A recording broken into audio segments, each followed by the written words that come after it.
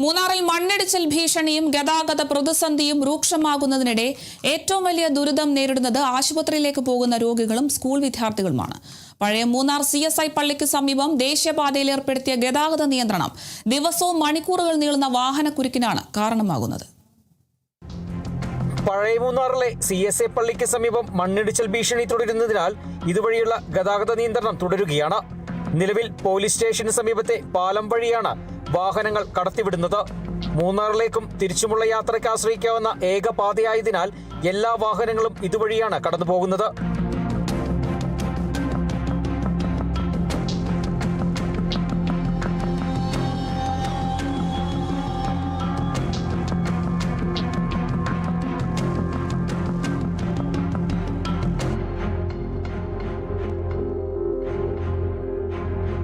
അതുകൊണ്ട് തന്നെ വലിയ ഗതാഗതക്കുരുക്കാണ് അനുഭവപ്പെടുന്നത്. പോലീസ് സ്റ്റേഷന് സമീപത്തെ പാലത്തിനും സുരക്ഷാശങ്ക നിലനിൽക്കുന്നതായും സമീപ റോഡിന്റെ ഒരു ഭാഗം ഇടിഞ്ഞ് അപകടാവസ്ഥയിലായതും യാത്ര കൂടുതൽ ദുഷ്കരമാക്കിയതായി നാട്ടുകാർ പറയുന്നു. ഈ പ്രതിസന്ധിയുടെ ഏറ്റവും വലിയ ആഘാതം അനുഭവിക്കുന്നത് ആശുപത്രിയിലേക്ക് പോകുന്ന രോഗികളും വിദ്യാർത്ഥികളുമാണ്.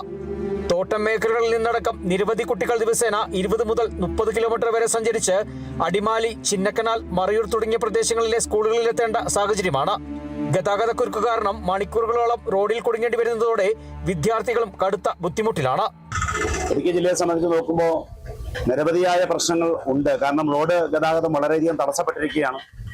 NH നിർമ്മാണവുമായി ബന്ധപ്പെട്ട് അശാസ്ത്രീയമായ മണ്ണെടുക്കൽ മൂലം നിരന്തരമായി ബ്ലോക്ക് ഉണ്ടാക്കുന്ന ഒരു സാഹചര്യം നിലവിലവിടെയുണ്ട്. ഇവിടെ ഈ പ്രദേശവുമായിട്ട് ബന്ധപ്പെട്ട് നോക്കുമ്പോൾ കുട്ടികളെല്ലാം എസ്റ്റേറ്റ് മേഖലകളിൽ നിന്നും മൂന്നാർ ടൗണിലേക്ക് എത്തുകയും അതുപോലെ തന്നെ ഇവിടുന്ന് ബസ് മുഖേനയും മറ്റുള്ള മാർഗം മുഖേനയുമാണ് 10-30 കിലോമീറ്റർ 40 കിലോമീറ്ററോളം ദൂരത്തോളം ബസ് കാത്തുനിന്ന് 40 കിലോമീറ്റർ ദൂരത്തോളം സഞ്ചരിച്ചാണ് സ്കൂളിലേക്ക് ചെന്നെത്തുന്നത്.